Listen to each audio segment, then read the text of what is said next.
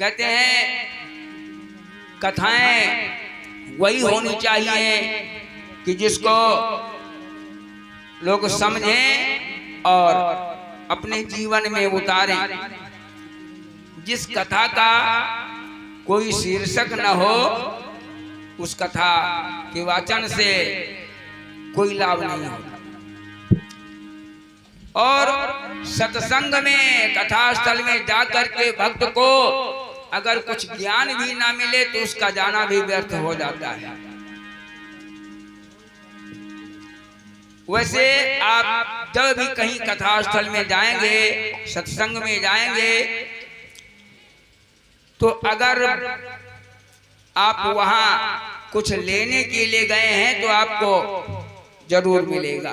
केवल आप अगर प्रसाद लेने गए हैं तो प्रसाद मिलेगा, अगर ज्ञान लेने गए हैं तो ज्ञान भी मिलेगा। ये कथा स्थल एक ऐसा त्रिवेणी संगम है जहाँ ज्ञान, भक्ति, कर्म तीनों की धाराएं प्रवाहित होती हैं।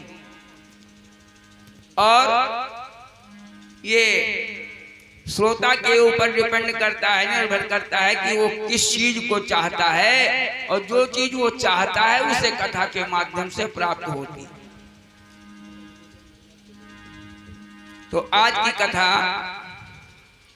आप लोग श्रवण करें। सावित्री सत्यवान की कथा आप लोगों ने बहुत सुनी होगी, कोई नई कथा नहीं है, लेकिन इस कथा के कहने का उद्देश्य क्या है, इसका शीर्षक क्या है, इसे समझना आवश्यक है आज की पीढ़ी को।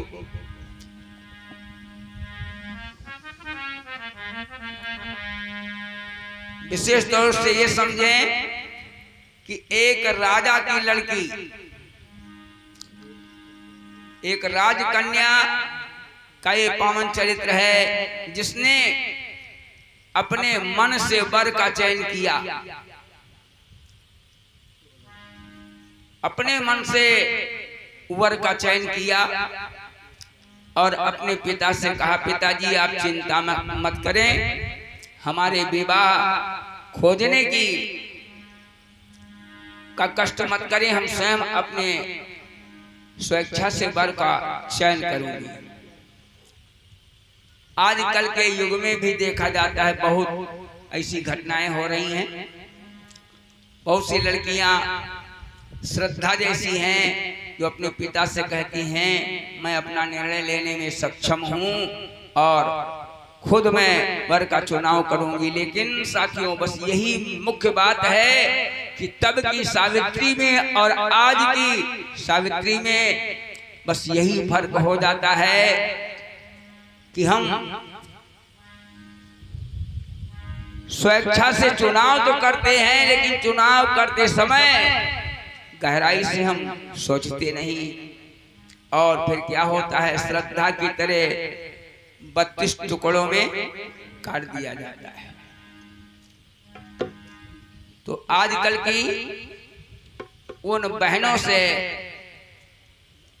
निवेदन है जो अपनी पिता से कहती हैं कि मैं स्वयं वर का चुनाव कर सकता हूं। ये पुरानी प्रथा कोई नई नहीं है। जानकी जी ने भी जयमाल डाल करके और स्वेच्छा से वर का चयन किया था। तो लेकिन उस चयन में और आज के चयन में यही फर्क हो जाता है कि हम निर्णय लेते समय चूक जाते हैं, और वो चूक इतनी भारी पड़ती है कि जीवन भर पछतावा होता है। हर प्राणी को स्वतंत्रता है, वो स्वतंत्र है, अपने मन का कार्य कर सकता है, लेकिन हर कार्य को करने से पहले हमें एक नहीं कई बार सोचना चाहिए। जैसा कि मैंने बताया था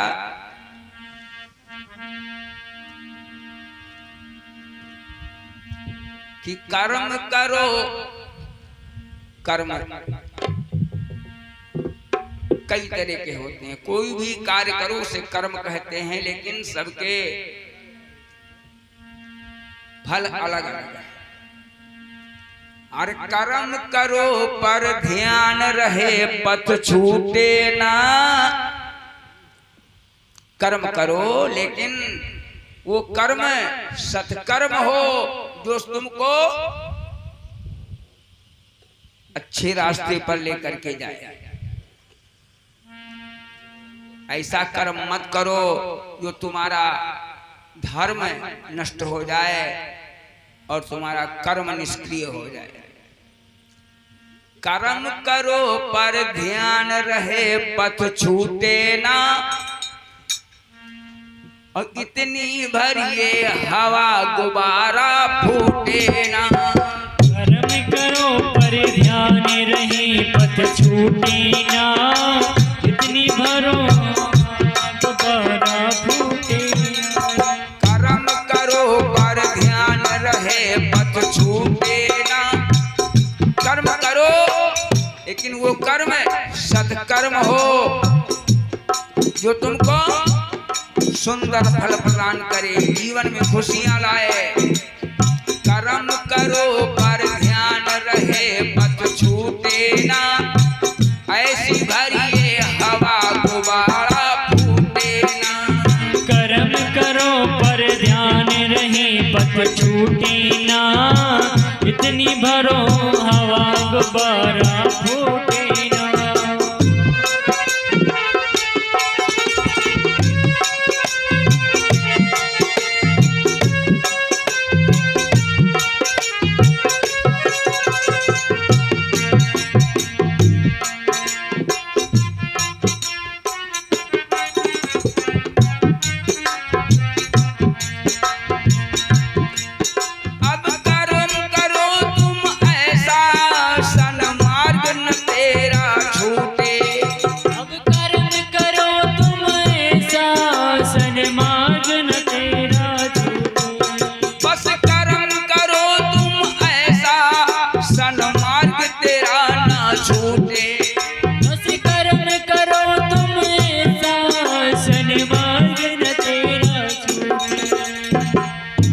शुभ मार्ग पर हमेशा चलते रहो और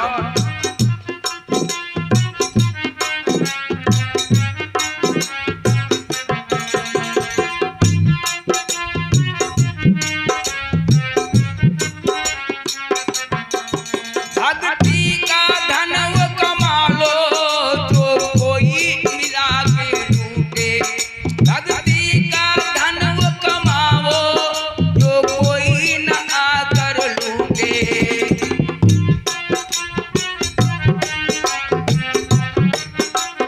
धन कमाओ लेकिन शुभ कर्मों से धन कमाओ, ये गारंटी है चोर लुटेरे उसे लूट नहीं पाएंगे। भक्ति से धन वो कमाओ जिसे कोई न आकर लूटे। और पड़ोसी रूठे ना। तुम्हारे कर्म से किसी को तकलीफ न हो। पड़ोसी रूठे ना। इतनी भरिए हवा गुब्बारा फूटे ना। कर्म करो पर ध्यान रहे पथ छूटे ना। इतनी भरो हवा गुब्बारा फूटे ना। कर्म करो पर ध्यान रहे पथ छूटे ना। इतनी भरो हवा गुब्बारा फूटे ना। तो कर्म सबको स्वतंत्रता है। हर प्राणी अपने हिसाब से कर्म कर सकता है, लेकिन जो गलत कर्म करेगा उसको गलत परिणाम भोगना पड़ेगा और जो अच्छे कर्म करेंगे उनको जीवन में खुशियां प्राप्त होंगी। राजा और रानी ने जगत जननी माता सावित्री की आराधना किया। संतान नहीं थी, मां सावित्री की आराधना करते हैं। और सावित्री की आराधन करे राजा ने माँ को मनाया था।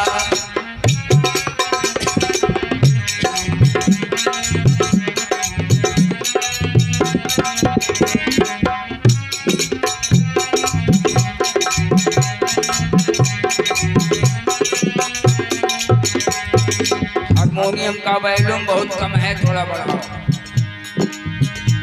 सावित्री का आराधन कर राजा ने माँ को मनाया था। उस समय होकर प्रसन्न माँ दुर्गे कन्या का वर गहाया था।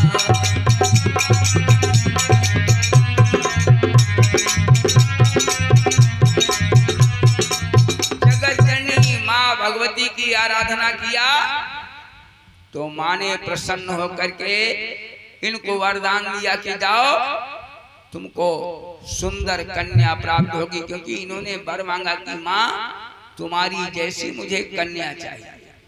वरदान दे दिया। समय पर कन्या का जन्म हुआ। आया सुंदर वो समय, जन्मी कन्या देवी का दर्शन किए खुशी हुए महाराज। देखिए महाराज के यहाँ कन्या का जन्म होता है और अपार खुशियां मनाई जा रही हैं। आजकल के जमाने में अगर लड़की पैदा हो जाए तो घर में मातम छा जाता है। अगर किसी कन्या का किसी घर में जन्म हो जाए तो ऐसी कुरीतियां हैं, ऐसे कुविचार हैं लोगों के कि लड़के का जन्म हुआ तो थाली बजाई गई और लड़की का जन्म हुआ तो तवा बजाया गया। होता है ना? लड़के का जन्म होता है तो लोग थालियां बजाते हैं और लड़की का जन्म होता है तो तवा बजाते हैं। क्यों? इसलिए कि लड़के का जन्म हुआ तो थाली बजाओ, पूरा मोहल्ला जान जाए फलाले भैया के यहाँ बेटवा भया। और अगर लड़की पैदा हुई तो तवा बजाते हैं कि चलो फॉर्मेलिटी अदा कर दो, लेकिन पड़ोसी न जाने पावे कि फलाने के बेटिया पैदा भई, नहीं कालीन से बदनामी शुरू। ये विचारधाराएं लोगों की हैं। लेकिन कहा गया है कि राम भगत बिटिया भली। अगर भगवान की भक्त है तो एक कन्या ही दो कुलों का उद्धार करती है। राम भगत बिटिया भली और राम विमुख नहीं पूत। जो राम से विमुख हो, धर्म से अलग हो, ऐसी संतान किसी काम की नहीं। राम भगत बिटिया भली और राम विमुख नहीं पूत। और सबरी गए बैकुंठ को और धुंधकारी भय भूत। सबरी जिसकी कथा आप लोगों ने सुना होगा, जिसके यहाँ भगवान राम ने बैर खाए, वो एक लड़की थी, भील की लड़की, भगवान की भक्त हो गई। सबरी का विवाह तय हुआ। उसका पिता समाज का मुखिया था। लड़की का विवाह तय किया, बड़ी खुशी है। और उसने 111 पशुओं को बुलाया, बंधाया, क्योंकि भीलों के यहाँ ये रस्म होती है कि विवाह में मांसाहार भोजन सबको दिया जाता है। तो लंबी चौड़ी बारात आनी थी। 111 पशुओं को उसने बंधाया था उनका वध करवाने के लिए। सबरी अपने अट्टालिका पे चढ़ी सखियों के साथ और पूछा, बहनों ये सब पशु काहे को बांधे गए हैं, कहीं बिक्री किए जाएंगे? तो उनकी सखियों ने कहा, बहन ऐसी बात नहीं है, तुम्हारा विवाह है ना, उसमें बारात आएगी और उसमें इनका बलिदान करके उनको खिलाया जाएगा। साथियों, सबरी उसी समय निर्णय ले लिया कि अगर मैं कुंवारी रह जाऊं तो इन सारे पशुओं की हत्या नहीं होगी। ऐसा विवाह करने से क्या फायदा कि जिसमें इतने पशुओं की हत्या हो जाए।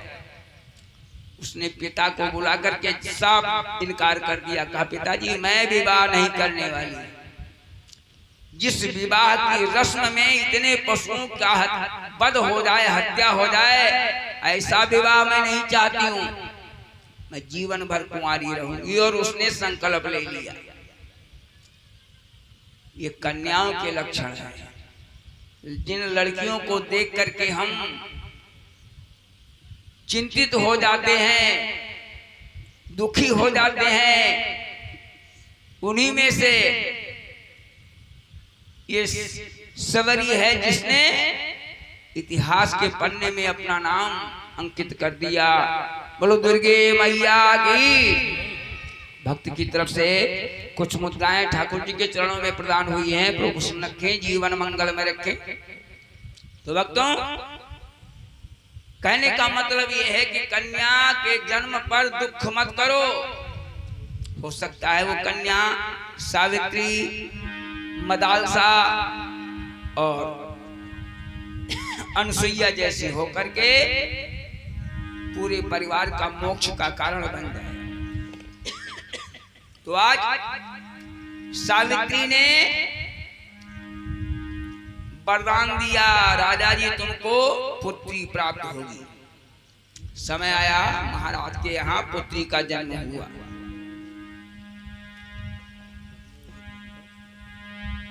आ गई है उत्सव की घड़ियां,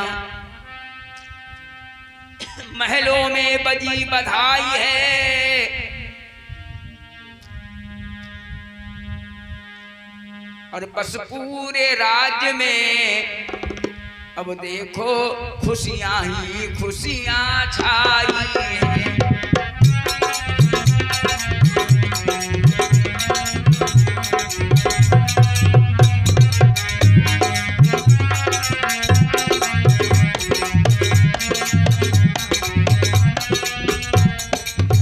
पूरे राज्य में खुशी मनाई गई। गुरुदेव आए, उस लड़की का नामकरण हुआ। तो राजा जी ने कहा, माता सावित्री के आशीर्वाद से ये मुझे पुत्री प्राप्त हुई है, इसलिए गुरु ने उसका सावित्री ही नाम रख दिया।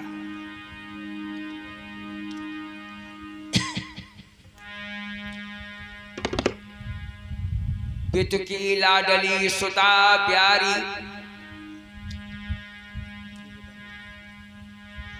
धीरे धीरे वो सयान हुई। और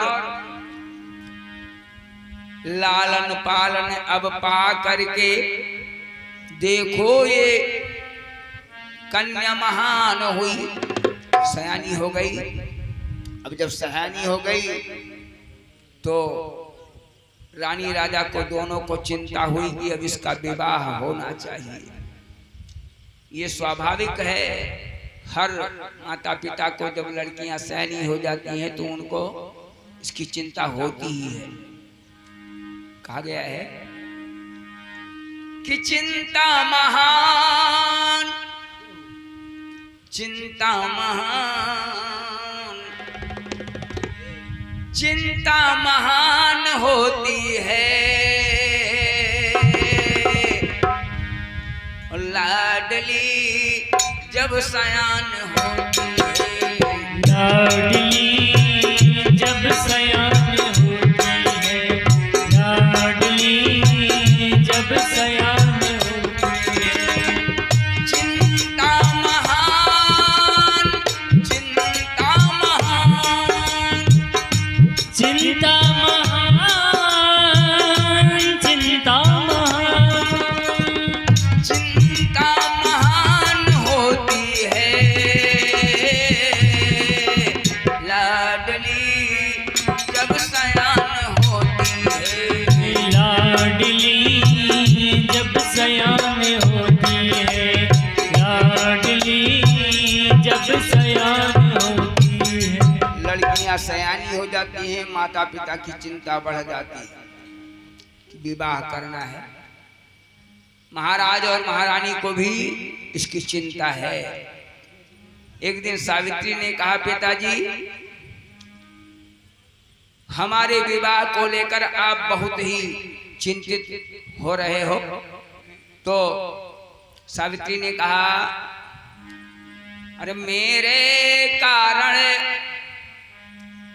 चिंतित पितु हैं, मेरे कारण पिता चिंतित हैं, मेरे कारण पितु चिंतित हैं, उनकी चिंता मैं मिटाऊंगी।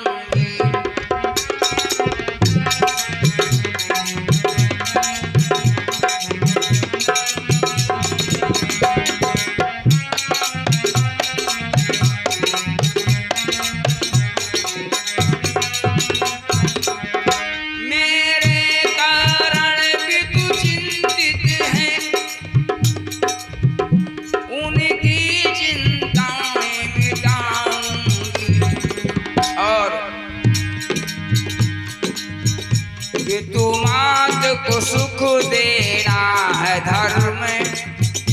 अगर मैं लड़की की जगह लड़का होती तो भी हमारा धर्म था कि माता पिता को हम चिंता से मुक्त रखें।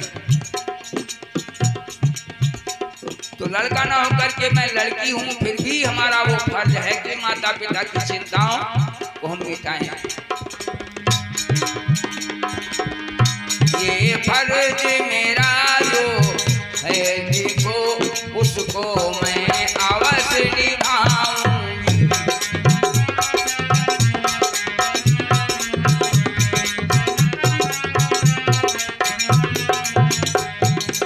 हमारा फर्ज है माता पिता को चिंता मुक्त रखना, चाहे वो लड़की हो या लड़का हो। लेकिन माता पिता के ऋण से मुक्त होना बड़ा असंभव होता है।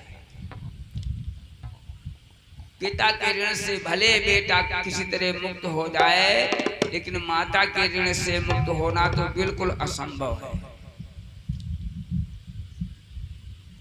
एक बार की बात है कि एक लड़के ने अपनी माँ से कहा, जब उसे अच्छी खासी नौकरी मिल गई, खूब पैसा कमाने लगा और माता को ला करके देता है, सब अच्छा चल रहा था। उसने एक दिन कहा, माँ मैंने तमामों रुपए कमा करके तुमको दिए, लोग कहते हैं माता के ऋण से कोई मुक्त नहीं होता है, तो अब तो मैं मुक्त हो गया ना। तमामों पैसे मैंने तुमको कमा कमा करके दिए हैं ना। माता ने कहा, हाँ बेटा तुमने बहुत पैसे हमको दिए। उसके प्रश्नों का उत्तर माँ को देना था। कहा, तुमने पैसे मुझको दिए हैं और ये सोच रहा है मैं ऋण से मुक्त हो गया। ठीक है, आज मैं तेरे कमरे में हमारा बिस्तरा लगा दे, अपने कमरे में मैं वहीं लेटूंगी। उसने कहा, ठीक है माँ। अपने कमरे में माता का बिस्तरा लगा दिया और बगल में वो भी लेट गया। जब उसे नींद आई तो माता जाग करके बोली, बेटा ओ बेटा। कहा, क्या है माँ? कहा, थोड़ा सा पानी पिलाओ। उठ करके गया, गिलास में पानी लेकर के आया। माँ ने थोड़ा पानी पिया और फेंक दिया, गिलास रख दिया, फिर सो गया। जब गहरी नींद आ गई तो माँ ने कहा, बेटा ओ बेटा, उसने कहा क्या है माँ, नींद आ रही है, बार बार पुकार रही है, क्या है? कहा बेटा प्यास लगी है। कहा अभी तो पानी दे लाया था। कहा फिर प्यास लगी है। फिर गया, झक मार करके एक गिलास पानी लाया। माता ने पी लिया, थोड़ा पिया, थोड़ा फेंक दिया, गिलास रख दिया। 3 बज गए रात के। अब तो गहरी निद्रा आ गई लड़के को।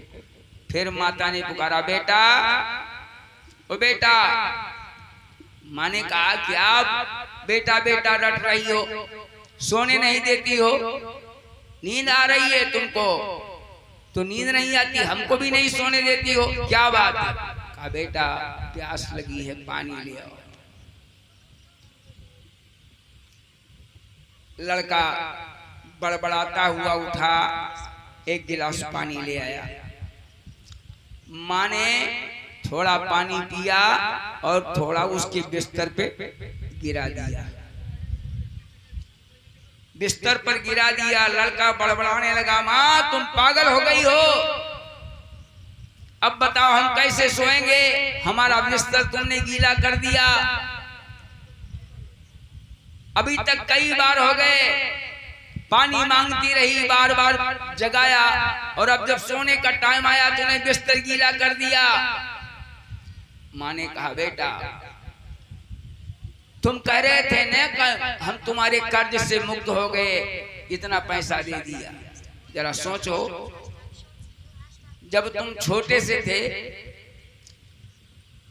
और दूध पिला करके तुमको सुला देती थी, और आधे घंटे के बाद फिर तुम रोने लगते थे और फिर हमको उठ करके दूध पिलाना पड़ता था। इस तरह रात में कई बार तुमको मैं दूध पिलाती थी। तब तो मैंने कभी नहीं कहा कि हमारी नींद तू खराब कर रहा है, और बिस्तर गीला आज हो गया, तुझे नींद नहीं आएगी। अरे तू बोल रहा है, तू बिस्तर गीला कर देता था तो तुझको मैं सूखे में लिटा देती थी और स्वयं मैं गीले में रात भर पड़ी रहती थी। उसको तो भूल गया। उसने दौड़ करके माता के चरणों को पकड़ लिया। कहा वास्तव में बेटा माँ के ऋण से कभी ऋण नहीं हो सकता है। बोलो जगत जननी मैया की। तो ये माता का ऋण होता है। कितना भी प्रयास कर लिया जाए लेकिन माँ के ऋण से मुक्त होना असंभव है। आज सावित्री सोच रही है हमारे माता पिता हैं और मेरे रहते हुए इनको चिंता हुई तो मेरा जीवन व्यर्थ है, इसलिए मैं इनको चिंता मुक्त करूंगी।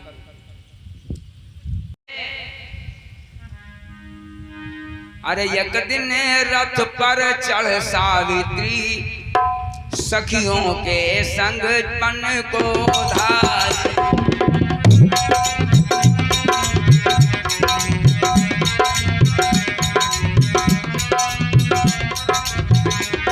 एक दिन रथ पर चढ़ सावित्री, सखियों के संग बन को धारी। जब वन में गई, इधर उधर घूम रही है, देखा एक व्यक्ति को उसने, तो उसके पास चली आई।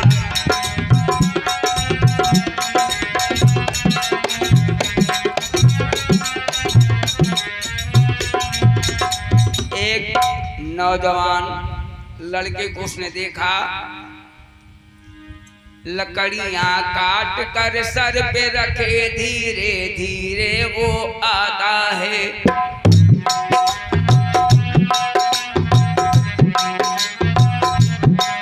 मुख पर है तेज चंद्रमा सा, सुंदर मुखड़ा दिखलाता है।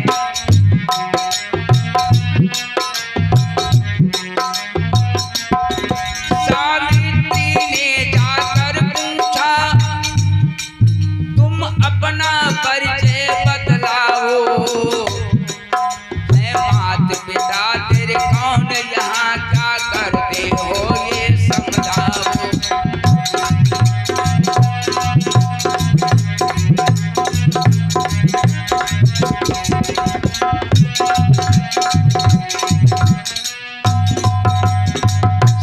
सावित्री ने उस लकड़ियां का बोझ रखे आते हुए नौजवान से पूछा, आप अपना परिचय बताएं, कौन है, आपके माता पिता कौन हैं, और इस जंगल में इन लकड़ियों को लेकर तुम क्या कर रहे हो।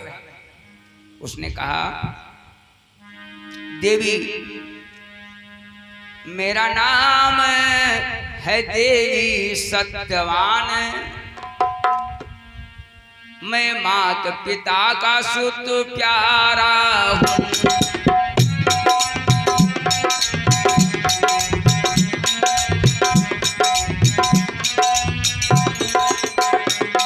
मैं अपने माता पिता का इकलौता पुत्र, मेरा नाम सत्यवान है। और ये देवी, शत्रु ने राज्य को छीन लिया, फिरता मैं मारा मारा।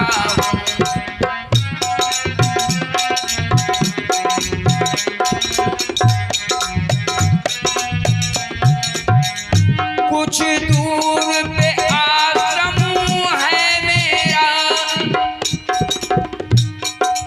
यहाँ से कुछ दूर पर हमारा आश्रम है, कुछ दूर पे आश्रम है मेरा, अंधे पितुमात हमारे हैं, हमारे माता पिता दोनों अंधे हैं, अंधे पितुमात हमारे हैं, उनकी सेवा करता देखो ये वचन जो सत्य उचारे।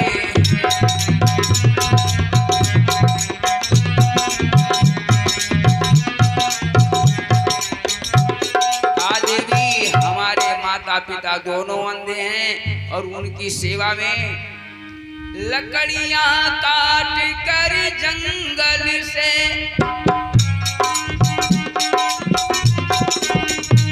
लकड़ियां काट कर जंगल से अपनी जीविका चलाता हूँ, पितुमात की सेवा करके मैं अपना ये धर्म निभाता हूँ।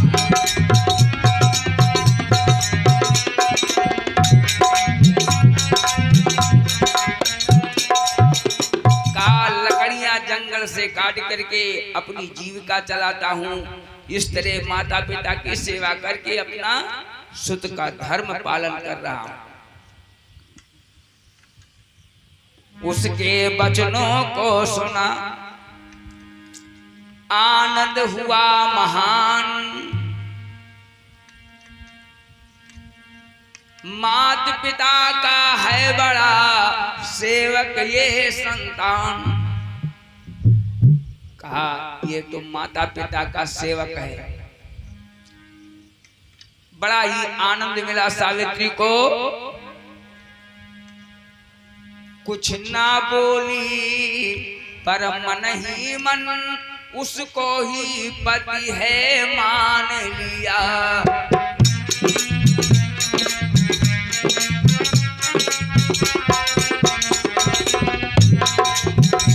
इससे ही ब्याह करूंगी मैं, अपने मन में ये ठान लिया।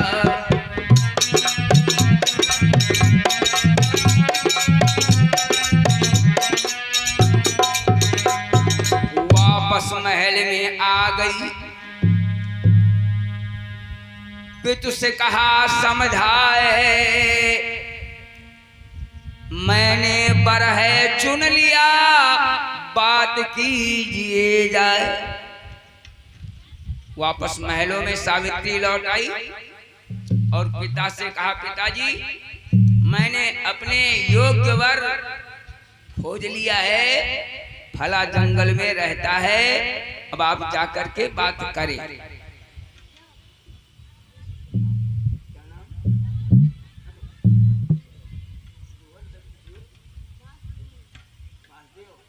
वासुदेव महुवर के 20 मुद्रा प्रदान करने प्रभु सुनती। सावित्री ने पिता से कहा, पिताजी मैंने वर को खोज लिया है, अब आप बात चलाएं। पता बताया। महाराज अपने मंत्री के साथ जाते हैं उस पते पर, तो देखा एक टूटी सी झोपड़ी में उसके अंधे माता पिता बैठे हुए हैं और उनका पुत्र सत्यवान जो है आप अपने माता पिता की चरणों की सेवा कर रहा है। राजा ने जब उसके स्थिति को देखा तो वापस लौट आए।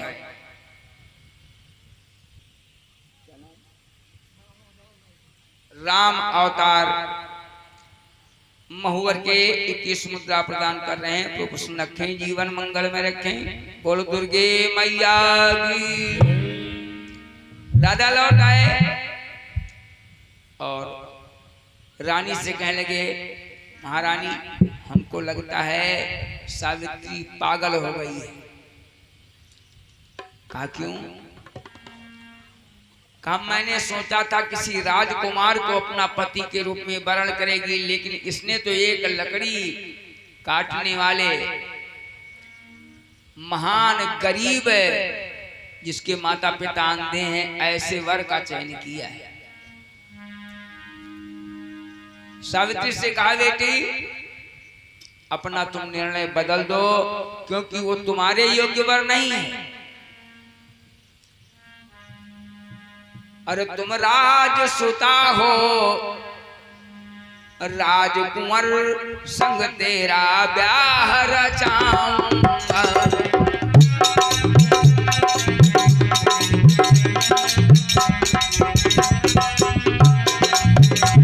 तुम राजसुता हो, राजकुंवर संग तेरा ब्याह रचाऊंगा। निर्णय को बदल लो तुम, नहीं ये मैं ब्याह कर पाऊंगा।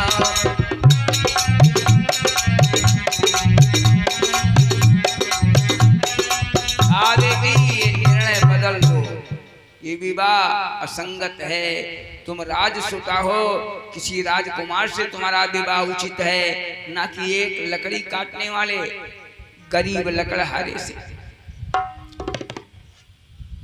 सावित्री ने कहा, पिताजी मैं भारत की एक कन्या हूं, कोई स्वेच्छाचारिणी नहीं हूं। मैं भारत की एक कन्या हूं, दूजा वर नहीं बनाऊंगी।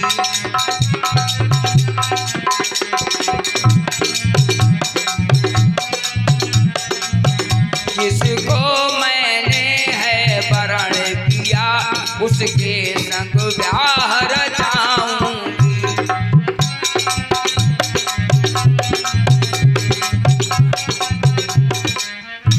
साथियों, यही तो हमारे भारत की विशेषता है। आजकल की बात नहीं बता रहे हम, बहुत तो पहले हमारे यहाँ की ये संस्कृति थी कि जो एक बार वर का चयन कर ले उसी के साथ वो जीवन निर्वाह करती थी। यहाँ तक कि पति के मर्दाने पर उसके संग सती भी होने का निर्णय ले लेती थी। ये हमारी भारत की संस्कृति थी। ऐसी हमारे भारत में कन्याएं हुई और जिससे ये देश भारत विश्व में जगत गुरु का स्थान प्राप्त किया। एक बार इन भारत की गौरव गाथा को, यहाँ की कन्याओं की, स्त्रियों की गौरव गाथा को लेकर के विवेकानंद जी अमेरिका में गए। और मन में सोचा कि अमेरिका में जाकर हम अपने भारत की नारियों की गौरव गाथा वहां पर प्रस्तुत करेंगे, ये विचार करके गए।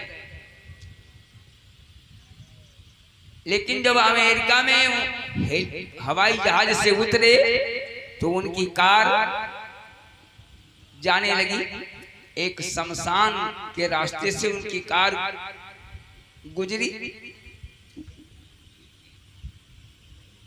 तो विवेकानंद जी ने देखा कि उस शमशान में एक कब्र के पास बैठी हुई एक महिला पंखा झल रही है। मन में यही सोच रहे थे कि अमेरिका में जाएंगे और वहां पर भाषण में हम अपने यहाँ भारत की नारियों की विशेषता बखान करेंगे कि हमारे यहाँ सती, सावित्री, मदालसा जैसी नारियां होती। लेकिन जब उस स्थान से गुजरे तो एक महिला बैठी हुई कब्र पे पंखा झल रही थी। विवेकानंद जी ने कहा कार को रोक दिया, देखते रहे। कहा वाह, हमारे भारत में तो केवल यही प्रथा है कि पति के साथ नारियां सती हो जाती है। लेकिन हमको लगता है हमारे यहाँ से ज्यादा विकास इस अमेरिका में है कि पति के मर जाने पर भी पत्नी रोज जाकर उसकी कब्र पे बेने से हवा करती, पंखा से।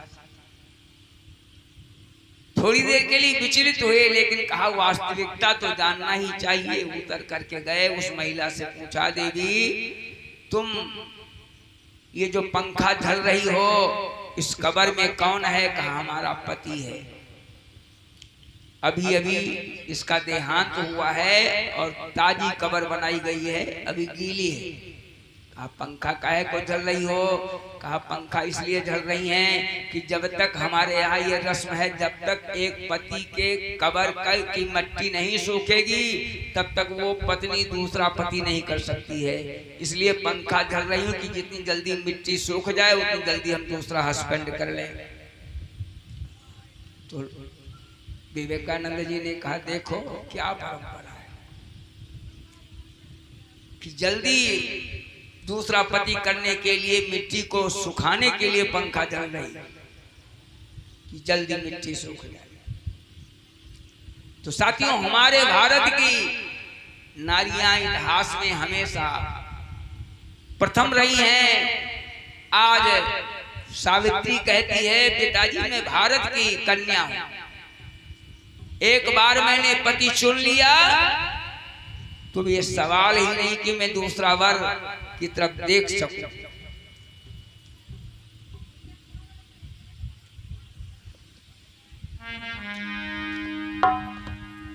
महाराजा मजबूर हो गए। बेटी के जिद पर राजा जी मजबूरन ब्याह रचाए हैं।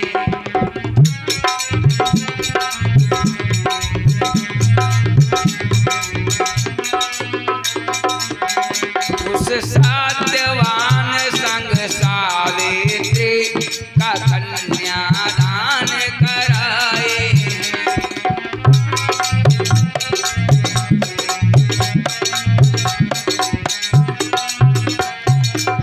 जबकि सत्यवान ने सावित्री को, सत्यवान ने भी बहुत समझाया, हे राजकुमारी हमारे पास क्या है, हमारे माता पिता अंधे हैं, हमारा राज भी जा चुका है, हम एक निर्धन हैं और तुम किसी दूसरे राजकुमार को पति मान लो। लेकिन सावित्री अडिग रही और सत्यवान के साथ उसने विवाह कर लिया ब्याह सत्यवान के संग।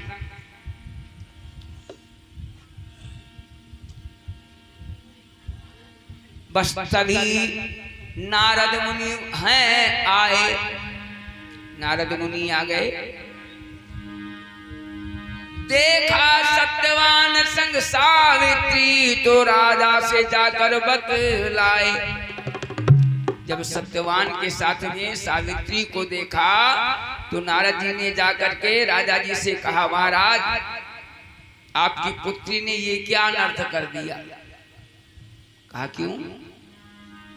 कहा महाराज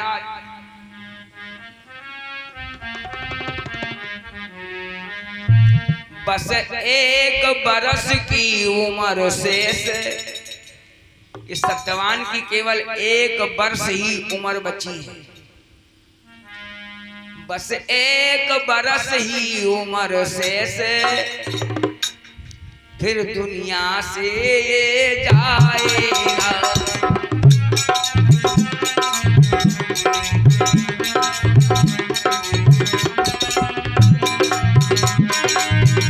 बस 1 बरस की उम्र से फिर दुनिया से ये जाएगा। किस सुख की चाहना में बेटी जीवन अंधकार दिखाएगा।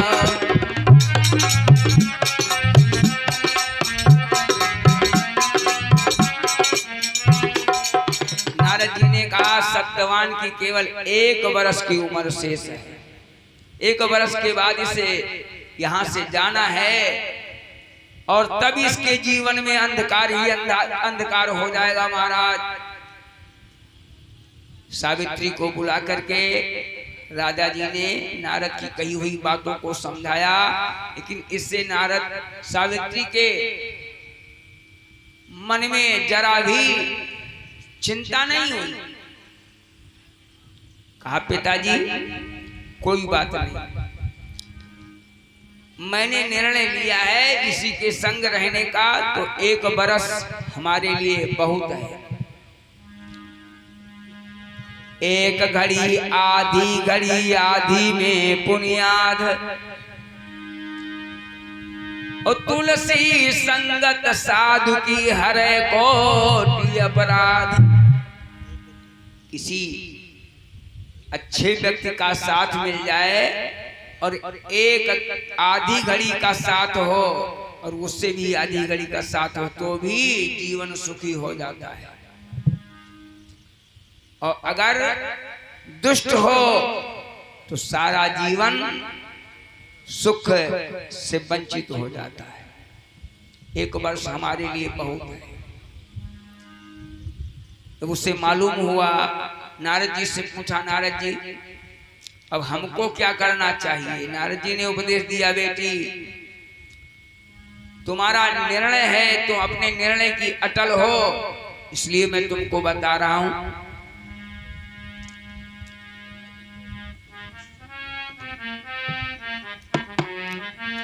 बट वृक्ष की करिए नित्य पूजा।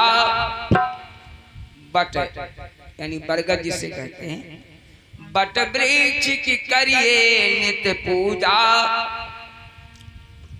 और बट देव को आस मनाओ।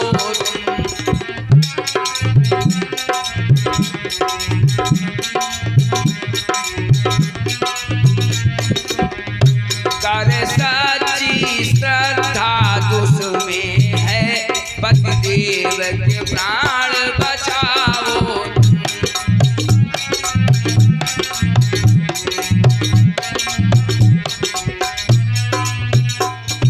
तुम बट की पूजा करो। बट वृक्ष में साथियों तीनों देवताओं का वास होता है, ब्रह्मा विष्णु और शंकर। तीनों देवताओं का वास बट वृक्ष में होता है, और बट वृक्ष की पूजा करने से तीनों देवताओं की उपासना, तीनों देवताओं की पूजा संपन्न हो जाती है। आज नारद जी ने कहा बेटी तुम बट वृक्ष की पूजा करो, और इससे तुमको अपने कार्य में सफलता प्राप्त हो सकती है। नारद के कहने पर सावित्री बट वृक्ष की पूजा का अनुष्ठान लिया।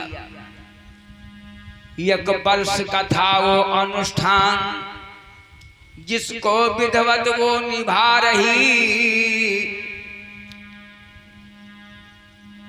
करे सास ससुर की नित्य सेवा, पतिव्रत का धर्म वो बचा रही।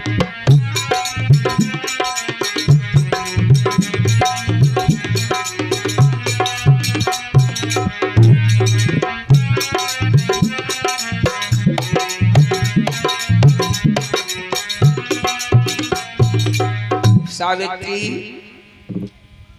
वट वृक्ष की पूजा करती है और अपने अंधे सास ससुर की सेवा करती हुई, पति की सेवा करती हुई अपने पतिव्रत धर्म को निभा रही है। जैसा कि रामायण में लिखा हुआ है,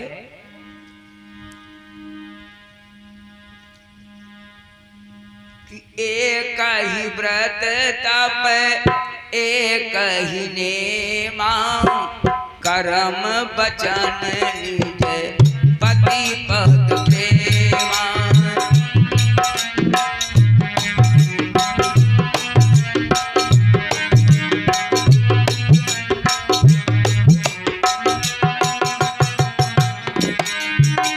सादर सास ससुर पति पूजा, नारी धर्म व्रत आने न दूजा।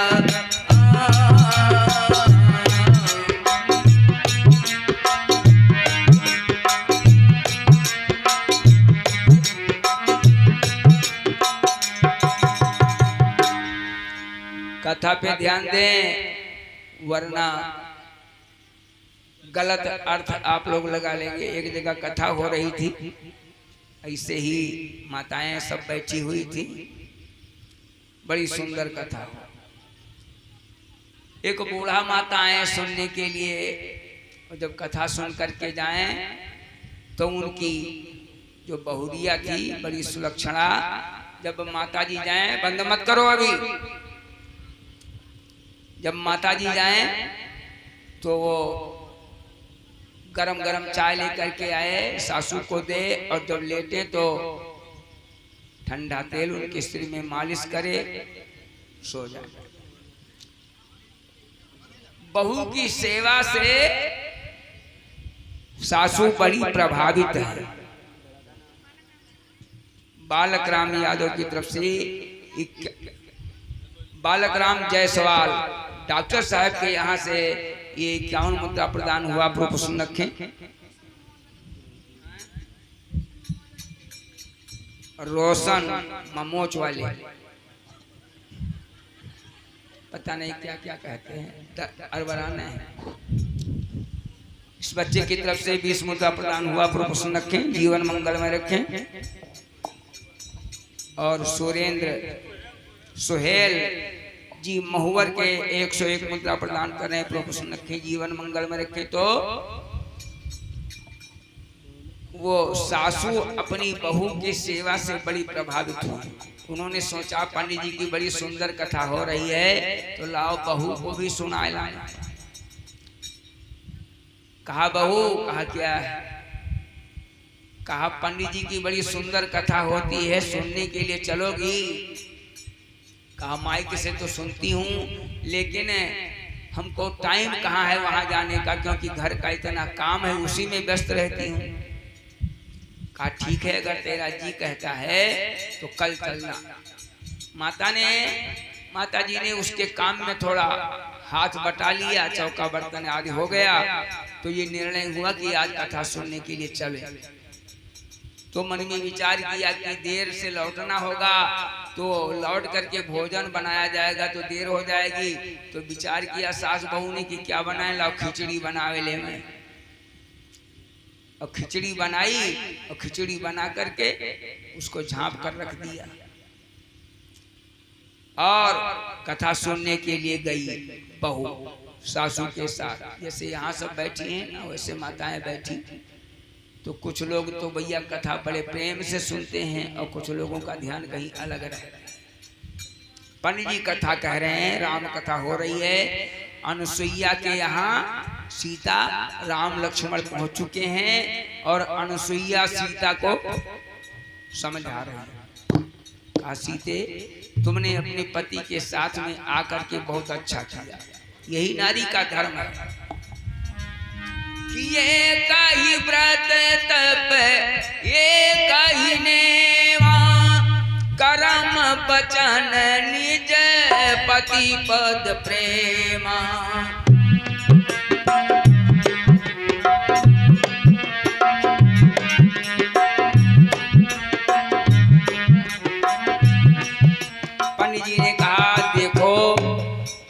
पत्नी का ये धर्म है कि मन कर्म वचन से अपने पति के चरणों में अनुराग रखे, सेवा करे। आगे की चौपाई पंडित जी बोलते, तब तक बूढ़ा ने कहा, बच्चा ये बताओ। कहा क्या? कहा खिचड़िया झांप मूंद के धराए हुए, कहूँ बिलरिया न खा लिए। तो कहना अम्मा झांप तो आयन है, लेकिन सिटकिनी नाई बंद कहीं तो सत्यानाश, खिचड़िया खाए ले बिलाल, कहीं जल्दी चलो। अब दूसरी चौपाई पंडित जी बोले कि सास बहू को लेकर चली गई। ऐसे कुछ लोग आते हैं, अधूरी कथा सुनते हैं, चल जाते प्रसाद, नहीं। अब चली गई। अब उस बहू के दिलो दिमाग में ये चौपाई नाच रही है, एक ही व्रत तप एक ही नेमा, कर्म वचन निज पति पद प्रेमा। यानी पत्नी का ये धर्म है, मन कर्म वचन से अपने पति के ही चरणों में अनुराग रखे। अब वो जब घर को गई तो सीधे अपने हस्बैंड के कमरे में चली गई। अब सासू बैठी हैं, सोच रही अब भाई गरम गरम चाय आई, बढ़िया ठंडा तेल लेके आई, बहुरिया मली, लेकिन बैठे बैठे 1 बज गए, 2 बज गए, न चाय आई न बहुरिया आई। झक मार कर सासू लेट गई, लेकिन रात भर सोचती रही कि अच्छा इसको मैंने भागवत सुनाया, कम से कम रोज गरम चाय देती रही, मालिश करते ही, आज वो छुट्टी पाए। प्रातः जब बहू उठी तो सासू जी के चरण स्पर्श करने के लिए जैसे आई, सासू जी गोड़ खींच ली, कहीं जाओ भवानी कर जाए तुम्हारे पहली। कहने कर कहा बाबा, कहने मैंने रोज हमरे सिर में मालिश करते हो, चाय लेके आओ तो कथा से आवत हैं, और आज न जाने का तुम का हुई बाबा कि जो न चाय दी हो न मालिश की हो। कहने का तुम कथा नहीं सुनत रहे हो? कहीं सुनत तो रहे। कहीं पंडित बाबा कहा है कहीं नहीं कि पत्नी के एक धर्म है अपने पति के सेवा करे, तो नाहक हम तुम्हारे का करे सेवा करी, अपने पति के सेवा करबे। सासू कहीं नहीं तो बना, अच्छा कथा सुना है। दौरी दौरी पंडित जी के गई, पंडित बाबा कहीं काल बहुरिया कथा सुनावे लाए ना, सब गड़बड़ाएगा। कहे कहीं रोज हमका गरम चाय देते रही, रात में मालिश करते रही, और कथा मना जाने का तुम सुनाई दी हो। सुन के गए और कहा थी कि पंडित बाबा कहनी पति के सेवा पत्नी करे कि दूसरे करे ही नहीं चाहिए। तो पंडित जी ने कहा ये बताओ कथा पूरी सुनो रहा कि बिच्चे में चली गई, राका महाराज पूरी सुनो तो खिचड़िया बिलरिया खा लेते, यही मारे चली गए। कहीं तो तुम जानो तुम्हारे काम जाने, अधूरी कथा सुनी हो तो ऐसे ज्ञान हो। कहा खैर कोई बात नहीं, अब आज फिर संजक लेके आओ बहुरिया का। दूसरे दिन सासू ने कहा बेटी आज भी चलोगी कथा सुनने? कहा बिल्कुल, आज पहले से हम सब व्यवस्था की है। सोची एक दिन सुनन है तो सासू का सेवा करे, छुट्टी मिला है, दूसरे दिन और कुछ मिली। अब दूसरे दिन गई, पंडित जी ने देखा सास बहू आ गई हैं, तो कहा सुने अधूरी कथा सुनी थी, उनके लिए फिर से हम वो कथा रिपीट करते हैं। कहा सीता जी से अनुसुईया ने 2 बातें समझाई हैं। पहली बात कहा है एक ही व्रत तप एक ही नेमा, कर्म वचन निज पति पद प्रेमा। पत्नी को अपने पति के चरणों में प्रेम रखना चाहिए।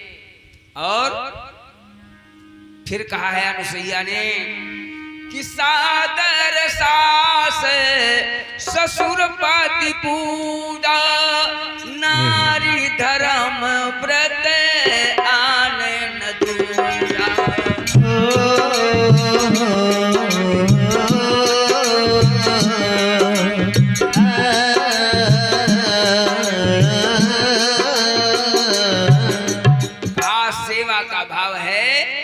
पहले सासू फिर ससुर फिर पति की सेवा करनी चाहिए और पति के चरणों में अनुराग रखना चाहिए। जब इतनी कथा सुनी तो बहू को पश्चाताप हुआ, कहा देखो खिचड़ी के चक्कर में मामला खराब हो गया।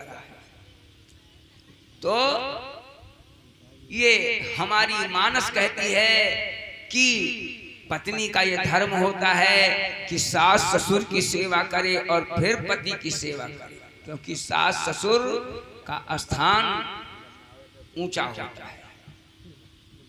तो आज सावित्री अपने अंधे सास ससुर की सेवा कर रही है, पति की सेवा कर रही है।